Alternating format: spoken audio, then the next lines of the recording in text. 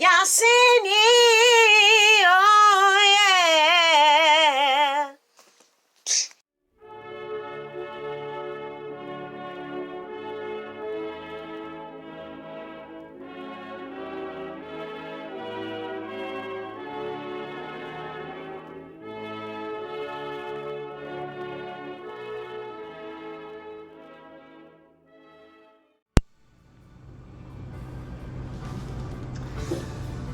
Well, all right, Yasinius in the house, and today we're going to talk about what they're putting in your medication.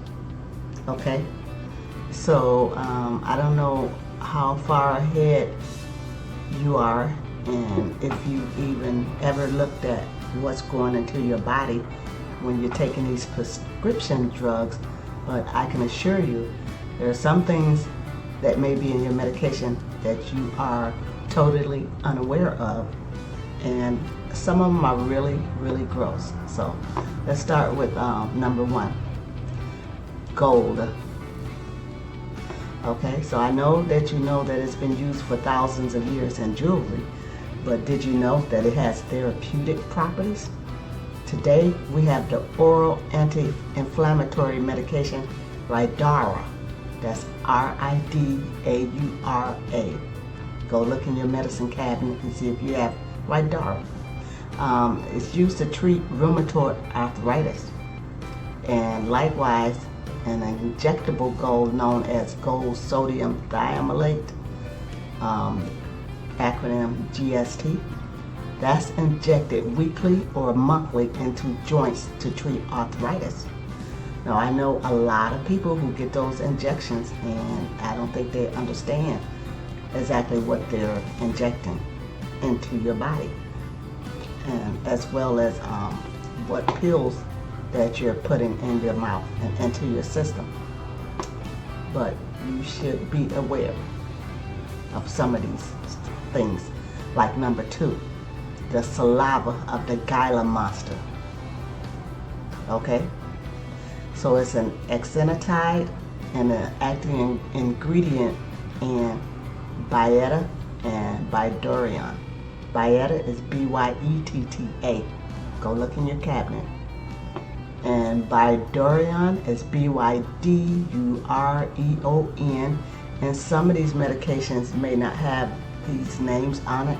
They may have the generic name or the hidden name that won't gross you out and that you can't look up as readily as the names that I'm calling them, which means that you'll have to do extensive research. So this saliva of the Gila monster is an important medicine to control blood sugar in diabetics. Yeah, so it's man-made from, it's a man-made form of a protein found in the saliva of this Gila monster, which is a poisonous lizard native to southwestern United States. Okay, so they're taking the saliva from a poisonous lizard and putting it in your medication, and it gets worse. Number three is urine from pregnant horses. That's right, they put this in a drug called Premarin. That's Premarin. Go look in your medicine cabinet. It's a medication used as a hormone replacement therapy to treat symptoms of menopause, and it comes from estrogen hormones isolated from the pregnant horse's urine. You'll be better off drinking your own urine for therapy, okay? Which I'm not saying anything against drinking your own urine for therapy, but drinking urine from a pregnant horse? Number four is rooster combs, and it's in a medication called Synvisc and Synvisc 1. That's Synvisc.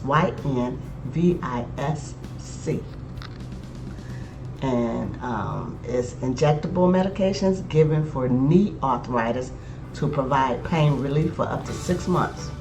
Okay? I know a lot of people with knee pain, and some of them have had the knee operations, and some of them get those injections. So look it up, and see if you're taking rooster combs, which is made from chicken combs, and it's a joint fluid that makes the knee more flexible. So it's better shock absorption in the knee. So number 5 gets even worse. It's literally poop or shit or fecal pills. And it's used in fecal microbiota transplantations, which is FMTs. And these are capsules containing frozen bacteria collected from the stool of donor patients. OMG. Fecal pills taken orally have been shown to be 96% effective in treating C. diff diarrhea.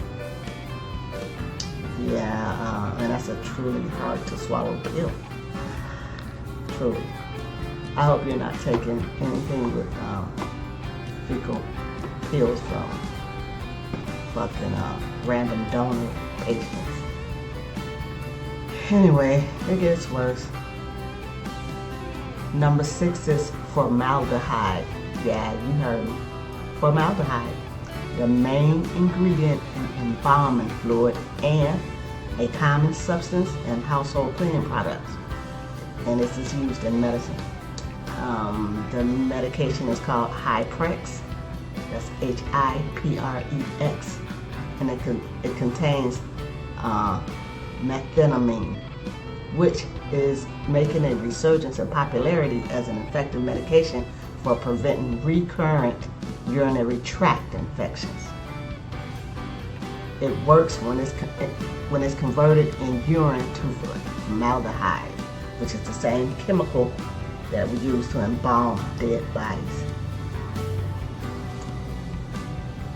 Yeah, if this doesn't make you do your research on everything, I don't know what will. Number 7 is fish. While it's not exactly gross, the contribution of marine life to medication is worth mentioning. It's in a medication called Lovaza, and that's Lovaza, and it's the only pharmaceutical grade fish oil on the market. And it's used to lower triglycerides, which is a type of fat found in your blood that can increase your risk of heart disease at high enough levels. The oil in cooked masses of fish are separated from the solids, and that's how you get your Lovaza. Number 8, hold on to your chair, okay? Number 8 is urine from postmenopausal women. That's right, you heard it. The urine of postmenopausal women is in many follicle stimulating hormone preparations. That's the FSH, okay? Including Repronex and Bravaline. That's Repronex, that's Repronex, and Bravaline, Bravelle, which are used to treat infertility. So unlike donated blood, where the donation can be traced to one donor, these medications are made with pooled urine from multiple donors. So there's common concern over safety. That's why Falestrin, which contains synthetic FSH, is a good alternative. Okay.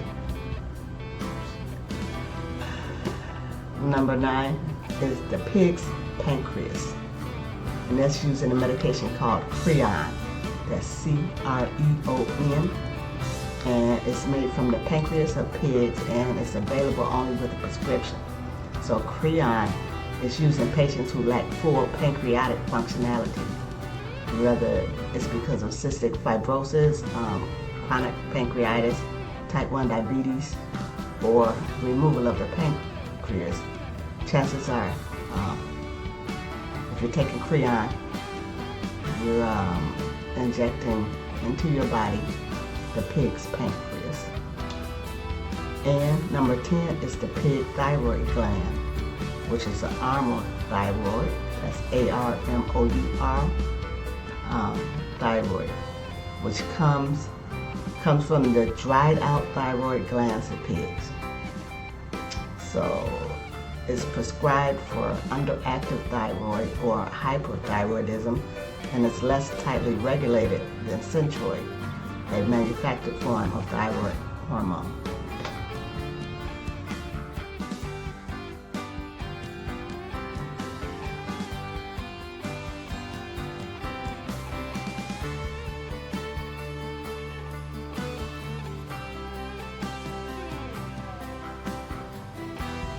So in a nutshell, what they're putting in your medication and what you're putting in your body through prescription drugs could have pig thyroid gland, pig pancreas, urine from menopausal women, and that's from a random pool of donors. It could have fish that's made out of fried fish grease or oil and then separated and strained.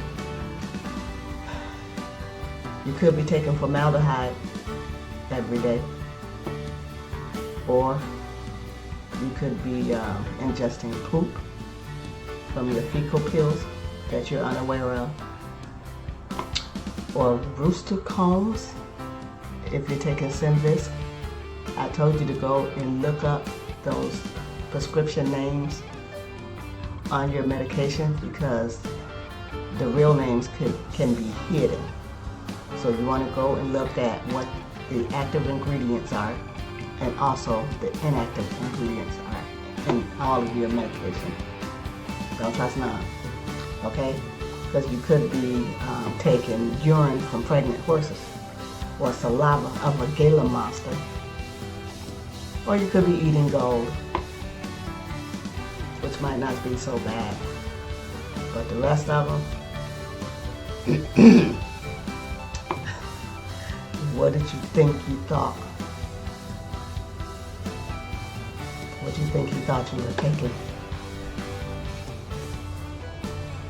You could be sadly mistaken. So, if I were you, I would go and check anyway, just to make sure that I'm not putting in my body some saliva of a Gila monster or some urine from a pregnant horse or some poop or some formaldehyde, okay?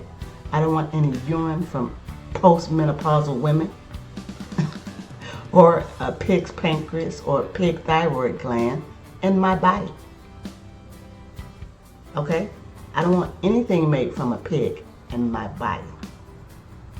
Yassini does not eat the pork and haven't in almost 20 years, okay? So go in your medicine cabinet, look these things up, watch this video twice, and share it with your elderly ones, or look out for them and look to see what's in that medication. Ask your doctor to give you some something that's more natural than poop and saliva and formaldehyde.